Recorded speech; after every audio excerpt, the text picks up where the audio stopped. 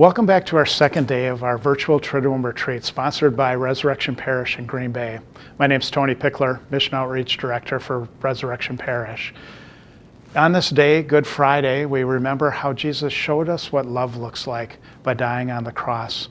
Let's welcome back our retreat facilitator, Father Ed Shea, a Franciscan priest serving in Gary, Indiana.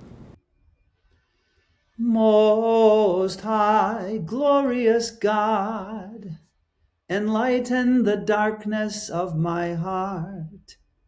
Instill in me a correct faith, a certain hope, and a perfect love. A sense and a knowledge, Lord, that we may do your holy and true command. That prayer, which is called the prayer before the crucifix, was written a long time ago in the year 1206 by the greatest saint who ever lived. All right, I'm a little biased. It's by St. Francis, of course. The story is really a beautiful one. You know, we Franciscans love this story. So young St. Francis, 24 years old, trying to figure out what God was calling him to do. He wanted to be a nobleman. He wanted to be a knight. He wanted to join the Crusades. He had great dreams. He was a dreamer. But none of that worked. And he was really feeling kind of dark and beaten and just defeated. So he found his way to this little chapel outside the walls of Assisi. It's called San Damiano, St. Damien. And he arrived at the chapel and he knelt before the crucifix, the San Damiano crucifix, which I think you know what it looks like. I have one. I have one right here. This was the San Damiano crucifix. So he knelt before that crucifix and he prayed that prayer. Most High, glorious God, enlighten the darkness of my heart. Instill in me a correct faith, a certain hope, a perfect love, a sense and a knowledge, Lord, that I may do your holy and true command. And then, the story goes, the crucifix came alive and Jesus started talking to him. And Jesus said, Francis, go and repair my house, which as you see is falling into ruin. Well, we Franciscans, as I say, we love that song. So it's so dramatic, you know. We love that story. Francis comes in to the room. He kneels before the crucifix. He starts the prayer, Most High, and all of a sudden, the voice of Jesus comes from the cross and says, Francesco, va y ripara la mia casa, che va in rovina. And Francis says, Jesus, you speak Italian. And he went out and he started fixing up the church. He thought, okay, the cross is speaking to me and I'm going to do it. So he went home and he stole some money from his father, who was a merchant, and he bought some brick and mortar and he walked back to the church and he started rebuilding the church. And then he saw that there was another one in ruins and another one. So he started going around the hillside of Umbria. It was called Umbria, and found these broken down churches and he fixed them up. And, you know, after a little while, he realized, you know, this is pretty good work. And men started coming, people started joining him and helping him. And after a while longer, he realized, well, you know what? I don't think God is calling me to start a construction company. You know, this is an Italian construction company, right? We would love that. But really, it was a call, Francis realized, to rebuild the church, the people, to, you know, reach out to other people, to be the rebuilding and remembering of who we're called to be as a church. So as we celebrate Good Friday 2024, I want to invite you to ask yourself the question, what is God saying to me from the cross? What is the message that God is speaking to you right now? What's the call of your heart? What's the desire that God has for you? I want to invite you to go there today, to think about that, the cross. You know, we Americans, we don't like crosses. We don't like suffering. You know, I remember I heard a comedian say one time, you know, I heard that saying, no pain, no gain. I got a new one, he said. No pain, no pain. Just like I want to live a life without pain. But we're Christians, and we know that that's really not realistic. That there is, in fact, an invitation to do something with your pain. Because let's face it, sisters and brothers, everybody has some. You know, that song says, my life flows on in endless song above earth's lamentations. It's not that we don't have any lamentations. Everybody's got a story. The question is, what do you do with your pain? And the Christian answer is, you take it to the cross. So this is the invitation for Good Friday. Think of all the pain in your life, in your family's life, in the people around you. Think of the pain that there is in the world, in the people in Gaza, in the people in the Ukraine. Think of the pain of the people who live on the street, who don't have enough to eat.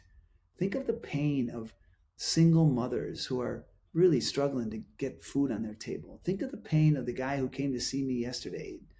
He doesn't have a job. He's got a wife and a baby girl, and his wife is pregnant, and he doesn't have a job, and he needs money. You know, I told him, I'm not a bank, but let me give you what I've got. I gave him some money, you know. But there's so much pain in the world. And I think Good Friday is the day to really, you know, bring all of our pain to the cross. And you know what happens? What happens at the cross is that we all bring our pain to Jesus, and he takes it. This is what we believe about salvation, right? That Jesus took all the pain, all the suffering, all the misunderstanding, everything that was broken, and he took it to the cross and he held it there. He just held it. And then he died on that cross. And our pain dies with him. And then he rose. And that makes all the difference. I mean, the cross doesn't make any sense at all without the resurrection. But the only way to the resurrection is through the cross. So don't be afraid of your pain. Bring your pain to the cross right now. Bring your pain there. And what'll happen is that it'll be transformed. You realize that Jesus is speaking to you. Jesus is consoling you. And you know, we can pray that prayer that touches the heart so much. Be with me, Lord, when I am in trouble. Be with me, Lord, I pray. Notice, it doesn't say, be with me, Lord, if I'm in trouble. It says, be with me, Lord, when I'm in trouble. Come on, we all have that, right? And when you bring your pain to the cross, it gets transformed because you realize you're not alone. There's all kinds of people right here. I'm not that special. In AA, we often say that, you know, you're not terminally unique. Some people think that they're terminally unique. None of us is terminally unique.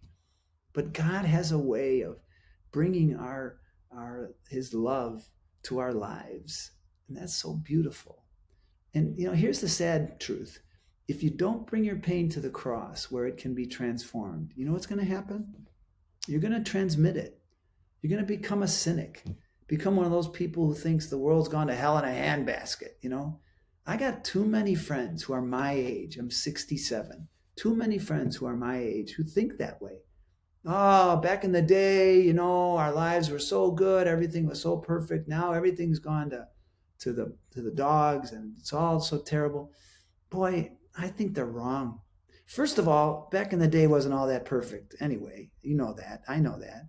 But more than that, you know, now there is goodness. Can you believe that? Believe that, you know? The earth is full of the goodness of the Lord. Helen Keller said, the world is full of suffering, but it's also full of the overcoming of it. The world is full of pain and suffering, but it's also full of the overcoming of it. And how does that happen? When we love each other, when we reach out to each other, when we find ways to connect with each other. So don't be afraid to bring your pain. And today on Good Friday, you know what we do? We venerate the cross, right? We come and we kiss the cross. I invite you today to venerate the cross of your own life. Look at your pain. Embrace it. Just the other day, I was praying the Stations of the Cross with one of the churches here in Gary, and I just got caught up in bringing my pain to each of those stations. You know, Jesus is condemned to death. Jesus carries his cross, he falls down, he's helped by Simon of Cyrene, his mother, Veronica. They strip him of his clothes, they nail him to the tree. I could bring my pain to all those moments. It was powerful.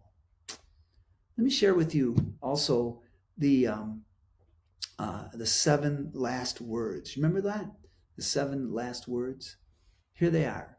This is what Jesus is saying from the cross. He's saying, Father, forgive them, for they know not what they do. What a symbol of mercy. He's saying, today you will be with me in paradise. What a great promise. He's saying, woman, behold your son. Son, behold your mother. He's saying, Dios mío, my God, why have you abandoned me? He's saying, I thirst. He's saying, it is finished. And finally, he's saying, Abba,